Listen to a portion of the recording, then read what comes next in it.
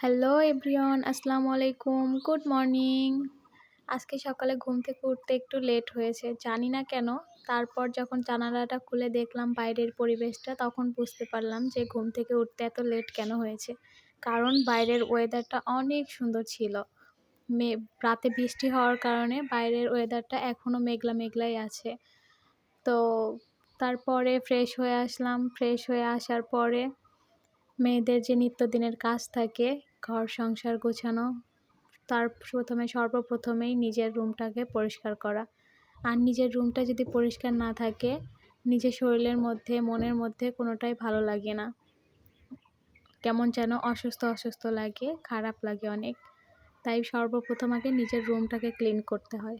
মেয়েরা যখন বাবার বাড়িতে থাকে তখন একটা মেয়ে রাজকন্যার মতো থাকে। সকালে ঘুম থেকে ওঠার পরেই মা ব্রেকফাস্ট এনে রেডি করে দেয় সামনে। তখন বিছানাতে বসে বসেই খাওয়া, ফোন দেখা, টিভি দেখা, যাই হোক। তারপর ফ্রেশ হওয়া, গোসল করা, মানে অন্যরকম একটা দিন যায়। বাট যখন একটা মেয়ে বিয়ের পরে হাজব্যান্ডের বাসায় আসে, তখন তার দিনটা শুরু হয় অন্যরকমভাবে। সকালে ঘুম থেকে উঠে ফ্রেশ হয়ে আগে নিজের রুমটাকে ক্লিন করতে হয়। তারপরে সেটা করার পরে বাসার সবার জন্য নাস্তা রেডি করতে হয়। নাস্তা রেডি করে সবাইকে খেতে দিয়ে তারপর আরও কত কাজ, সব কিছু সেরে তারপর সে ফ্রি হওয়ার টাইমটাই পায় না দিন শেষে।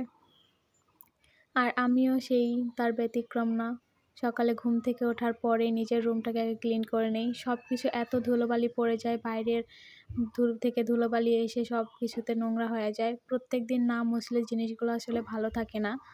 তাই সকালে ঘুম থেকে উঠে প্রত্যেকদিন রেগুলার আমি মোছার ট্রাই করি। যেদিন সময় থাকে না, বেশি কাজ থাকে, সেদিন আর অতটা পারি না করার। এই তো প্রায় রুমটা রেডি করা শেষ। তারপর এখন রুমটা ঝাড়ু দিলেই শেষ রুমটা রেডি করা। তো এখন রুম রেডি করার পরে তারপরের কাজই হলো রান্না করা। সব বাড়িতেই মেবি এমনই হয়। এক একজন বাড়িতে জনসংখ্যা যদি বেশি থাকে তাহলে এক একজনের এক এক রকম আবদার। আমি এটা খাই না, আমি ওটা খাই না, এটা রান্না করে দাও, ওটা রান্না করে দাও। সব ফ্যামিলিতেই এরকমই হয়। তো আমি সকাল সকাল উঠে বিছানা গুছিয়ে রুম টুম পরিষ্কার করে তারপরে চলে আসলাম রান্নাঘরে। এসে পরোটা ভাজি করতেছিলাম, কারণ আমার মেয়ে পরোটা খাবে, এই জন্য। আমার মেয়ের তো আবার রেগুলার এক একটা আবদার, এটা করে দাও, ওটা করে দাও, মানে তার এক এক দিন এক এক রকম খাবার খাইতে মন চায়। তার আবদার শুনতে গেলে আমি আরও হয় হুতাশ হয়ে যাই। তারপর পরোটা ভাজা শেষ হয়ে গেলে এই তো রেডি আমার পরোটা। বেশি কি ভাজি নাই, কয়েকটাই শুধু আমার মেয়ের জন্য।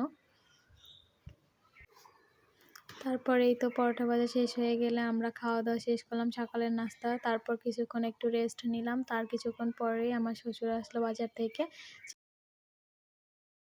চিংড়ি মাছ আর আয়ের মাছ নিয়ে আসছে। তো এগুলো লবণ দিয়ে ভালো করে নিলাম যেন ভিতর থেকে পরিষ্কার হয়ে আসে। তারপর এগুলো ধুয়ে পরিষ্কার করে ফ্রিজে রেখে দিব। চিংড়ি মাছগুলো আজকে বেছে রাখবো না, কারণ এমনি রেখে দিব, কারণ আজকে একটু ব্যস্ত আছি। আজকে একটু অন্য কাজ আছে, যার জন্য চিংড়ি মাছগুলো রেখে দিব এমনি ফ্রিজে। অন্য যেদিন রান্না করব সেদিন কয়েকটা করে বের করে ওই দিন বেছে সুন্দর মতো আবার খাওয়া দাওয়া করব। তো আজকের ভিডিওটা এই পর্যন্তই। সবাই ভালো থাকবেন। আল্লাহ হাফেজ।